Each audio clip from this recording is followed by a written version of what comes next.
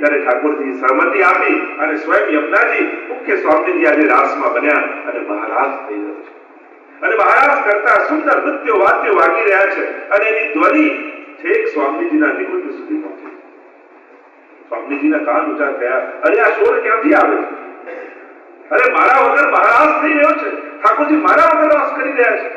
ઉપાયમાન થઈ સ્વામીજી દોડ્યા એ દિશા તરફ અને દોડતા દોડતા જ્યાં આવે ત્યાં વ્રજભક્તોને સમાચાર મળ્યા, સ્વામીજી ઉપાયમાન થયા છે, એમના વગર મહારાજ થઈ રહ્યો છે, હવે શું કરવું? ત્યાં ક્રોધાયમાન થઈને શ્રાપ ના આપી. ગભરાયા. યમુનાજી જયારે રાસમાં હતા, યમુનાજીને થયું કે હું ક્યાં જાઉં? જલ પ્રવાહ રૂપે ત્યાં વહેવા લાગ્યા. વ્રજભક્તોને થયું કે અમે ક્યાં જઈએ? સ્વામીજીની સામે આવીશું તો શ્રાપ લાગી જશે. એટલે વ્રજભક્તોએ યુક્તિ કરી, ફૂલનું સ્વરૂપ ધારણ કરી અને માલાજી બનીને ઠાકોરજીના કંઠમાં બિરાજી. અને એટલામાં સ્વામીજી દોડતા દોડતા આવ્યા, જુએ તો ધૂળની ડબરીઓ ઉડે છે, હજી નાગનો ગુંજારો ગુંજી રહ્યો છે, પણ ઠાકોરજી એકલા ઉભા છે. સ્વામીજી કહેવા લાગ્યા, પ્રભુ મારા વગર આપ રાસ કરી રહ્યા.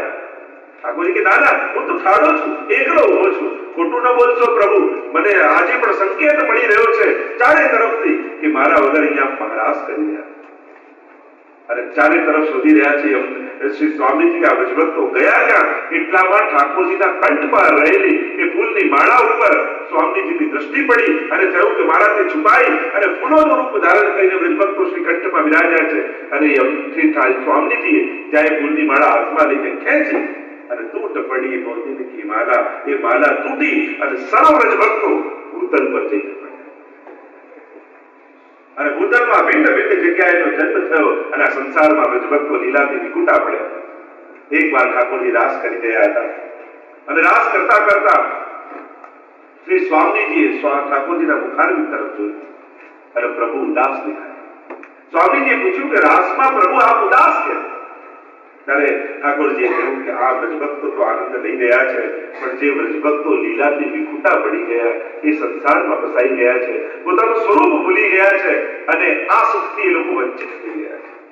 સ્વામીજીને થયું કે પ્રભુ મારો અપરાધ છે, મારે કારણે આ લીલાના જીવો વિખૂટા પડ્યા છે, તો પ્રભુ આપને હું વચન આપું છું, એક એક દૈવી જીવને જ્યાં સુધી બ્રહ્મ સંબંધ કરાવીને આપની સાથે લીલામાં ન મોકલી દઉં ત્યાં સુધી હું પણ ભૂતલ પર બિરાજીશ. અને આમ કરી આવો સંકલ્પ લઈ અને એ સ્વામીજી આ ભૂતલ પર પધાર્યા અને શ્રી મહાપ્રભુજી સ્વરૂપે ભૂતલ પર આવ્યા. દરેક દૈવી જીવ સુધી મહાપ્રભુજી પહોંચ્યા અને ત્યાં જઈ આજે પણ આપણે બેઠકીઓમાં જઈએ તો એવી જગ્યાઓ છે આપણે લાગે અહીંયા સુધી કેમ 500 વર્ષ પહેલા મહાપ્રભુજી પધાર્યા છે.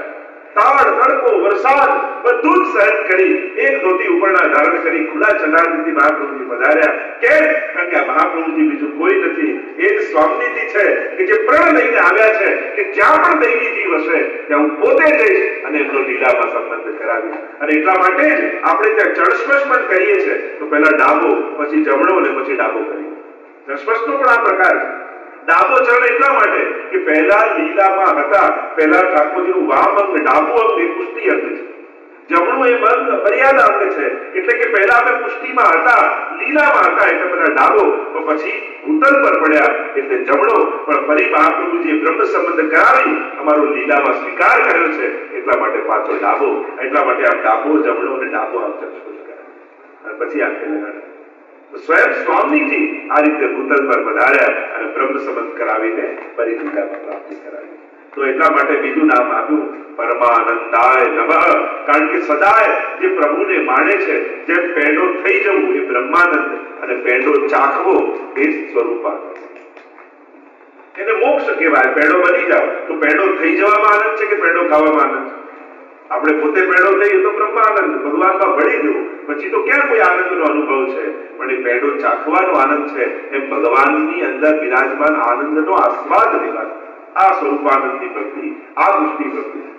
અને એટલા માટે સ્વામીજીનું સાક્ષાત સ્વરૂપ હોવાથી અહીંયા કહ્યું પરમાનંદાય. આપના પરમાનંદ સ્વરૂપને હું વંદન કરું છું. અને ત્રીજું જે સાક્ષી સ્વરૂપ છે એને વંદન કરતા કહ્યું શ્રી કૃષ્ણાસ્યાય નમઃ, શ્રી કૃષ્ણાસ્યાય નમઃ, શ્રી કૃષ્ણાસ્યાય નમઃ. શ્રી વલ્લભાધીશ કી. શ્રી કૃષ્ણ હાસ્ય, હાસ્ય એટલે મુખારવિંદ. એટલે કે ઠાકોરજીના મુખારવિંદ રૂપ શ્રી વલ્લભને નમન કરવું. મહાપ્રભુજી સાક્ષાત શ્રી પ્રભુના મુખારવિંદ રૂપ.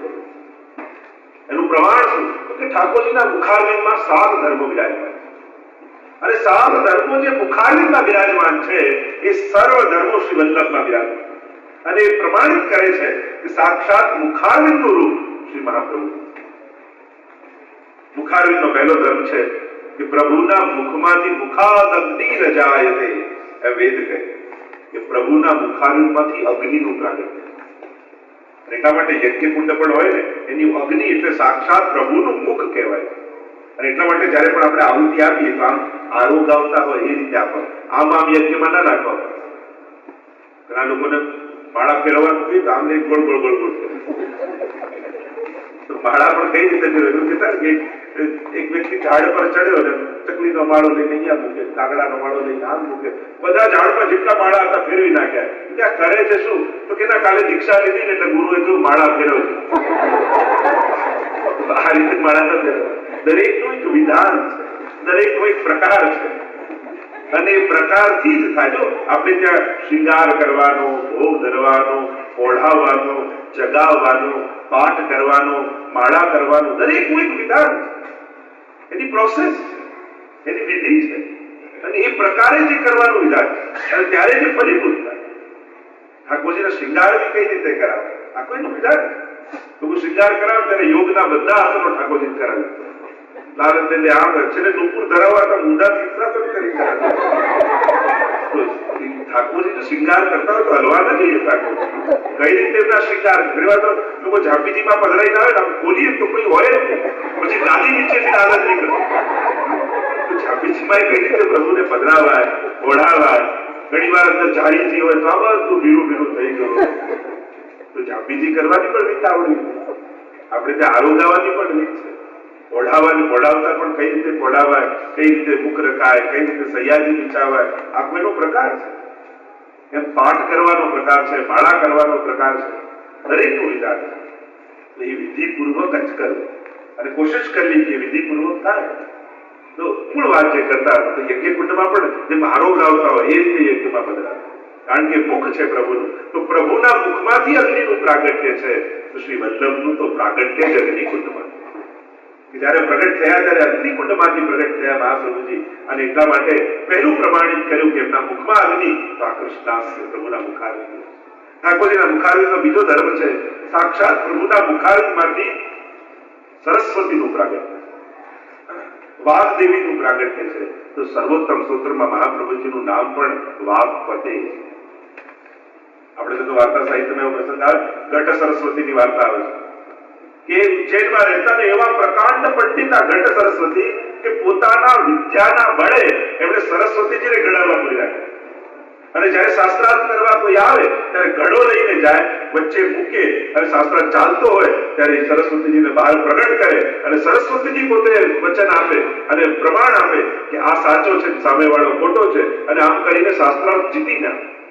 એવો પ્રકાંડ પંડિત એકવાર મહાપ્રભુજી ત્યાં પધાર્યા ગામ અને આ ઘટ સરસ્વતીને એમ થયું કે લાવો વલ્લભાચાર્યજીને પરાસ્ત કરીને આવો અને ઘડો લઈને નીકળ્યો, વચમાં મૂક્યો, ગળ્યો અને મહાપ્રભુ જોડે શાસ્ત્રાર્થ કરવા લાગ્યો. શાસ્ત્રાર્થ કરવા જાય મહાપ્રભુ એક પછી એક શાસ્ત્રના પ્રમાણો આપીને શ્લોકો કહે છે અને ધીમે ધીમે એ મૌન થવા લાગે. નથી હમણાં સરસ્વતી બહાર આવશે, હમણાં બહાર આવશે. પણ પેલો ઘટ સરસ્વતી શાસ્ત્રાર્થ હારી ગયો પણ સરસ્વતીજી બહાર ના બોલ્યા. અને જયારે ઘડો ઘરે લઈને આવ્યો અને નિરાશ થઈને આવ્યો અને સરસ્વતીજી પ્રગટ થયા અને ત્યારે પેલા વિદ્વાનને કહ્યું ઘટ સરસ્વતીએ કે કાયમ તો તમે શાસ્ત્રાર્થ સમય બોલો છો, આજે કેમ ન બોલ્યા? ત્યારે સરસ્વતીજી એટલું બોલ્યા હતા કે આ જેટલા વિદ્વાનો બ્રાહ્મણો છે એ બધા મારા પુત્રો છે અને એટલા માટે હું સામે બોલું છું, પણ સામે પતિ બેઠા હોય તો મારાથી કેમ બોલાય? શ્રી મહાપ્રભુજી તો સાક્ષાત વાગપતે છે. તો બીજું પ્રમાણ પ્રભુના મુખારમાંથી સરસ્વતીનું પ્રાગટ્ય છે. તો શ્રી મહાપ્રભુજી પોતે વાગપતિ. 100 બ્રાહ્મણો એક સાથે આવ્યા ઉજ્જૈનમાં અને થયું કે એક એક કરીને પ્રશ્ન કરીએ છીએ તો ઉત્તર મળી જાય છે, લાવ એક સાથે 100 પ્રશ્નો કરીએ. અને એક સાથે 100 બ્રાહ્મણોએ પ્રશ્નો કર્યા અને મહાપ્રભુજી 100 મુખ ધારણ કરી બધાને એક સ્વારમાં જવાબ આપ્યો. અને ત્યારે બધાએ વંદન કર્યા છે. આમ સરસ્વતીનું પ્રાગટ્ય છે અને મહાપ્રભુની સાક્ષાત વાત પતે છે. ત્રીજો ગુણ મુખારવિંદનો ભગવાનના શ્રી કૃષ્ણાસ્ય છે, કૃષ્ણના હાસ્ય રૂપ છે. અને પ્રભુના મુખારવિંદનો ત્રીજો ગુણ બ્રાહ્મણોસ્ય મુખમાસી રજાયત, જે પુરુષોત્તમમાં કહ્યું ઠાકોરજીના મુખારવિંદમાંથી બ્રાહ્મણોનું પ્રાગટ્ય. તો શ્રી મહાપ્રભુજી પણ તૈલંગ તિલક દ્વિજકુલ પ્રગટે શ્રી હરિ. બધુમાં આપણે વધાઈઓમાં ગાઈએ છીએ સાક્ષાત બ્રાહ્મણ કુળમાં શિરોમોર છે એવા ભારદ્વાજ ગોત્રના તૈત્રીય શાખાના અને એવા આદર્શ બ્રાહ્મણના કુળમાં આપ પ્રગટ થયા છે. વેદ પારંગ છે, વેદને જાણનારા છે, એવા આપ સાક્ષાત બ્રાહ્મણ છે. તો આપ સાક્ષાત મુખારવિંદનું રૂપ છે. ચોથું ગુણ કહ્યું મુખારવિંદમાં પ્રભુના મુખમાંથી ભોજન આરોગાય છે. તો શ્રી મહાપ્રભુજીને ત્યાં પણ આપણે ભોગ ધરીએ છીએ. અને જ્યારે પણ ઠાકોરજીને ભોગ ધરીએ તો ભોગ ધરવાથી ઠાકોરજી નથી આરોગતા, પણ જ્યારે મહાપ્રભુજીની કાની આપીએ ત્યારે ઠાકોરજી આરોગે. ભલે આપણે જ બનાવ્યું હોય પણ પ્રભુને ધરીએ ત્યારે ટેરો લઈએ. અને ધરવાનો અધિકાર આપણો છે, આરોગાવાનો અધિકાર આપણો. એ તો શ્રી સ્વામી વલ્લભ રૂપ સ્વામીજી જ્યારે મહાપ્રભુજીની કાની આપીએ ત્યારે એમાંથી પ્રગટ થઈ સ્વયં સ્વામીજી આપને આરોગાવે છે. અને આમ પ્રભુના મુખારવિંદમાં ભોજન આરોગાય એ શ્રી મહાપ્રભુજીની કાની ક્યારે.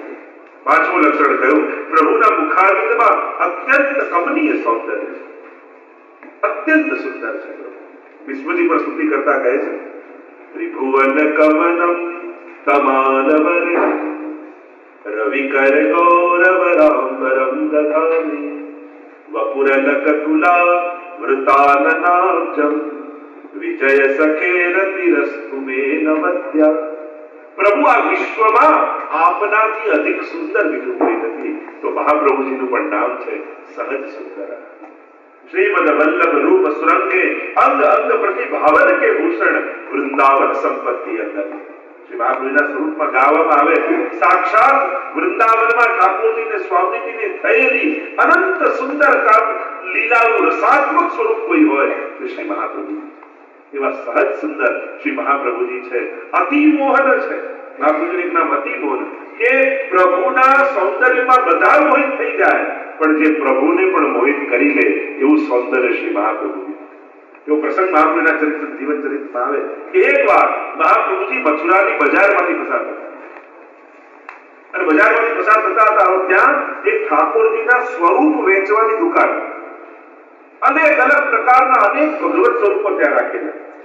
અને મહાપ્રભુજી બજારમાંથી પસાર થતા હતા અને એટલામાં મહાપ્રભુજીની દ્રષ્ટિ એ સ્વરૂપો ઉપર પડી. ઠાકોરજી તો જેટલા સ્વરૂપો હતા એ મહાપ્રભુજીનું મુખારવિંદ જોયું અને વલ્લભની દ્રષ્ટિ પડી. બધા મૂર્તિમંત થઈ અને મથુરાની બજારમાં મહાપ્રભુજીની પાછળ પાછળ ચાલવા લાગ્યા. તો અતિ મોહન, સર્વને મોહિત કરનારા પ્રભુ છે, પણ જે પ્રભુને પણ મોહિત કરી લે એ મહાપ્રભુ છે. અને એટલે જ આપનું નામ મહાપ્રભુ છે.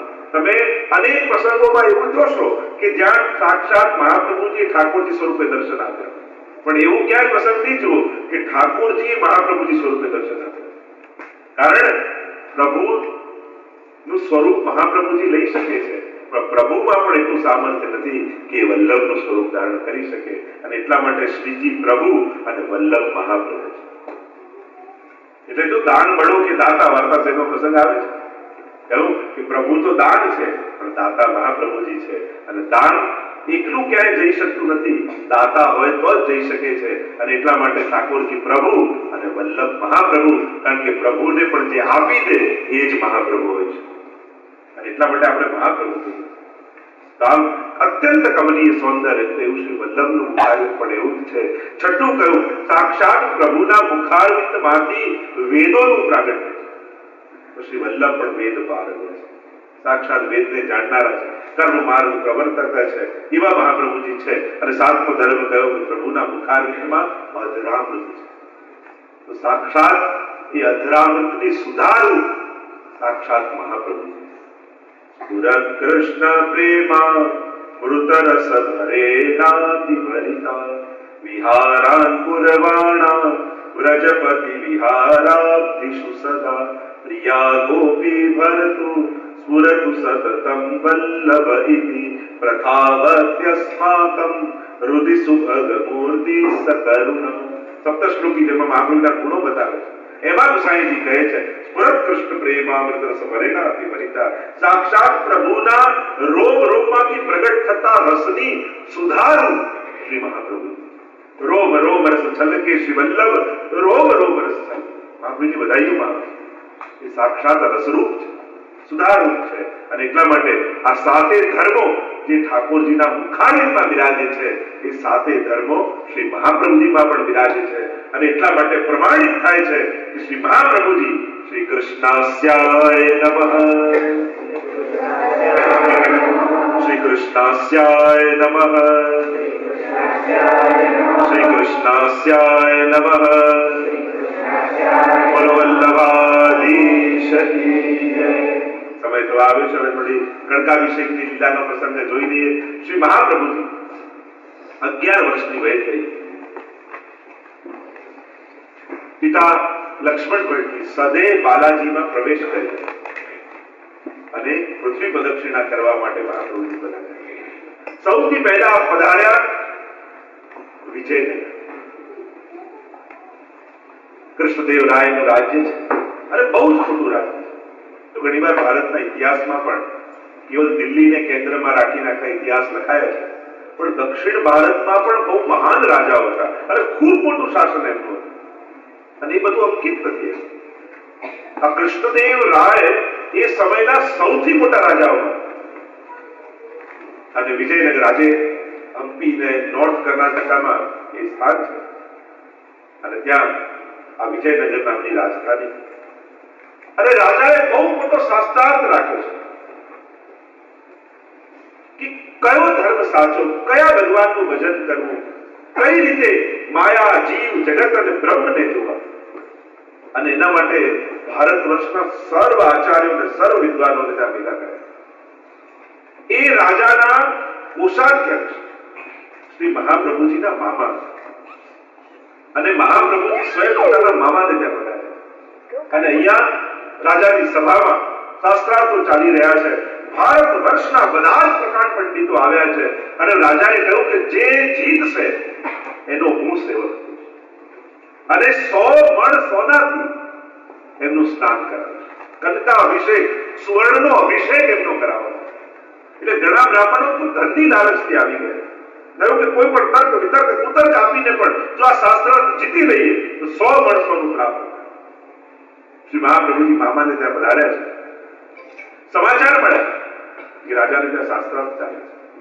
મામા ને હૃદયમાં ભક્તિ નહોતી, એટલે કહ્યું મહાપ્રભુજી અમે તમારે ત્યાં નિવાસ નહીં કરીએ, તમારે ત્યાં ભોજન નહીં કરીએ, અમે તો ગામની વાત. જો આપણે ત્યાં તો આચાર્યો, સંતો, મહાત્માઓ પધારે, એમના ચરણારવિંદ તીર્થરૂપ થયા છે. આ પધરામણીનો નાદી આ ક્રમ ક્યાંથી આવે છે? એનો ભાવ જ એ છે કે અમે બધા તો તીર્થમાં નથી જઈ શકતા, પણ આ આચાર્યોના ચરણારવિંદ સાક્ષાત તીર્થ રૂપા છે. અને જ્યારે એ અમારા ઘરમાં પધારે છે ત્યારે અમારા ઘરમાં રહેલા સર્વ દુર્ભાગ્યો નાશ પામે છે અને અમારું ઘર પવિત્ર બની જાય છે. જ્યારે તીર્થમાં અમે સ્નાન કર્યું હોય એવા અમે પવિત્ર બની જઈએ. અને એના ઘરની જ્યારે કણિકા પણ આ ગ્રહણ કરે તો એના સમસ્ત પાપો નાશ થઈ જાય. આ ભાવ આપણે જાય, સકલ સૌભાગ્ય ત્યાં આવી જાય. મહાપ્રભુજી મના કરી છે કે તમને ભાવ નથી, તમારા ધ્યાન નથી. નારાજ થયા મામા, હવે આ મારા ઘરે ભોજન નથી કરતો, બહાર રહે છે, તો અમે રાજાને ત્યાં નહીં આવે. અને અહીંયા શાસ્ત્રાર્થ ચાલી રહ્યો છે. મહાપ્રભુજીને સમાચાર મળ્યા છે અને મહાપ્રભુજીએ કહ્યું અમે પણ શાસ્ત્રાર્થમાં ભાગ લેવા આવી. નાની વયના શ્રી મહાપ્રભુજી એક ગજરાજની જેમ મદમસ્ત ચાલતા ચાલતા નિર્ભય હૃદયથી દ્વારપાલોને મામાએ કહી દીધું છે જો મહાપ્રભુજી આવે તો પ્રવેશ તો કરવા દેતા. અને જ્યાં મહાપ્રભુજી પધાર્યા અને મહાપ્રભુ રવિ કે ઉદય કિરણ જો બાળી તૈસી સભા પાત ઉઠી થાય. મહાપ્રભુજી જયારે પધાર્યા ત્યારે એમનું એવું તેજ દ્વારપાલોને દેખાયું. એમને કહ્યું કે સાક્ષાત નારાયણ, સાક્ષાત સૂર્ય જેને મૂર્તિમાન પુરુષાકાર ધારણ કરી અને પધારી રહ્યા છે એવું તેજ હતું. તેને રોકવાની જવાબદારી હતી. એમણે હથિયારો નાખીને મહાપ્રભુને સાષ્ટાંગ દંડવત પ્રણામ કર્યો. અને મહાપ્રભુજી જ્યાં સભામાં પ્રવેશ કર્યો છે એક પછી એક પ્રકારના વિદ્વાનો આવ્યા છે. સામ સામે બે આસનો પાથર્યા છે. સભા આખી ખચોખચ ભરેલી છે. કૃષ્ણદેવ રાય સોનાના સિંહાસન પર બિરાજેલા છે. અનેક રાણીઓ હાથમાં સોનાના થાળ લઈને ઉભા છે. અને અહીંયા મહાપ્રભુજી ગાદીમાં આવીને બિરાજમાન થયા. એક પછી એક આચાર્યો આવતા જાય. મહાપ્રભુજી શાસ્ત્રોના પ્રમાણો આપતા જાય અને હારી જાય શાસ્ત્રમાં દંડવત કરે, પ્રણામ કરે, મહાપ્રભુજીને બાજુમાં બિરાજી જાય, બીજા પાછા આવે, પાછો શાસ્ત્રાર્થ ચાલે, પાછા પરાસ્ત થાય, દંડવત કરે, બાજુમાં બિરાજી જાય, પાછા આવે, પાછા મહાપ્રભુજી પ્રમાણ આપે, લાંબા સમય સુધી એક પછી એકને પરાસ્ત કરતા ચારે બાજુ મહાપ્રભુજીએ દ્રષ્ટિ કરી છે. હવે કોઈ બાકી છે સભામાં અને ચારે બાજુ જયઘોષ મહાપ્રભુજીના નામ પર થવા લાગ્યો. બધાએ સાષ્ટાંગ દંડવત પ્રણામ કર્યા છે અને વંદન કરીને કહ્યું છે કે આપે જે શુદ્ધાદ્વૈત બ્રહ્મવાદ આજે સ્થાપિત કર્યો છે, અમે બધા મત પરાસ્ત થયા છીએ અને આપના મતને વંદન કરીએ છીએ અને અમે બધા જ ભેગા મળી, આપ કેવલ અમારા નહીં, કોઈ એક વ્યક્તિના નહીં, પણ આ જગતના ગુરુ છો એટલે આજે અમે આપને જગત ગુરુ તરીકેનું તિલક કરીએ છીએ. અને સર્વ આચાર્યો વિરાજમાન થયા અને મહાપ્રભુજીના મસ્તક પર જગત ગુરુ તરીકેનું તિલક કર્યું. બોલીએ જગત ગુરુ શ્રી વલ્લભાધીશ, જગત ગુરુ શ્રી વલ્લભાધીશ, જગત ગુરુ શ્રી વલ્લભાધીશ. અને જ્યારે સર્વ વિદ્વાન આચાર્યો આપના સેવક થયા અને ત્યારે રાજા આવ્યા, વંદન કર્યા. કૃષ્ણદેવ રાયે આપનો મત પ્રસ્થાપિત આજે આપ કર્યો છે, આપ આચાર્ય બન્યા છો, જગત ગુરુ બન્યા છો અને હવે મને આપનો સેવક કરો. પધરાવીને લઈ ગયા છે મહાપ્રભુજીને, સોનાના સિંહાસન પર બિરાજમાન કર્યા છે, સુંદર છત્ર મસ્તક પર રાખ્યું છે. અનેક સેવકો આવી ચમર પંખા કરી રહ્યા છે અને ભારત વર્ષની જેટલી પવિત્ર નદીઓના જળ હતા સોનાના કળશમાં ભેગા કર્યા છે અને મહાપ્રભુજીનો એ પવિત્ર જળની નદીઓ દ્વારા સૌથી પહેલા અભિષેક કર્યો છે. અને અભિષેક કર્યા બાદ 100 મણ સોના, અનેક દાસ દાસીઓ હાથમાં સોના મોરોના થાળ લઈને ઉભા છે અને બધાને બોલાવ્યા. શંખનાદ લંકા નિશાન વાગી રહ્યા છે, મંગળ ધ્વનિઓ વાગી રહી છે, વેદ મંત્રો બ્રાહ્મણો બોલી રહ્યા છે અને વેદ મંત્રોની ધ્વનિઓમાં મહારાજ આવ્યા છે પોતાની રાણીઓને લઈ અને 100 મણ સ્વર્ણથી શ્રી મહાપ્રભુજીનો અભિષેક કર્યો છે. અને અભિષેક કરીને વંદન કર્યા. મહાપ્રભુજીએ કહ્યું કે આ મારા શું કામનું, આ કેટલાક બ્રાહ્મણો અહીંયા ધન માટે, કોઈ ઈચ્છા માટે આવ્યા હશે અને અમે જેનાથી સ્નાન કર્યું અને સ્નાન કરેલું જલ પાછું ઉપયોગમાં લેવાતું નથી તો અમારા માટે તો આ ત્યાજ્ય છે, તો આ સોનાનું કરીએ શું? મહાપ્રભુજીએ કહ્યું આ 100 મણ સોનું અહીંયા જેટલા બ્રાહ્મણો છે એ બધાને વિતરણ કરી દો. અને ચારે બાજુ મહાપ્રભુનો જયઘોષ થવા લાગ્યો કે મહાપ્રભુજીએ જે ધન આવ્યું, જે સુવર્ણ આવ્યું, બધું જ બ્રાહ્મણોમાં વાટી દીધું છે. મહારાજ ખેદિત થયા, સેવક બન્યા, મહાપ્રભુજીના શરણે આવ્યા અને સોના મણનો થાળ લઈને ચરણોમાં ધરી કહ્યું કે મારી ભેટ સ્વીકાર કરો. કહ્યું મહાપ્રભુજી આ ધન તારું નથી, પ્રજાના કરમાંથી આવેલું છે એટલે આના પર અધિકાર તો પ્રજાનો કહેવાય. પણ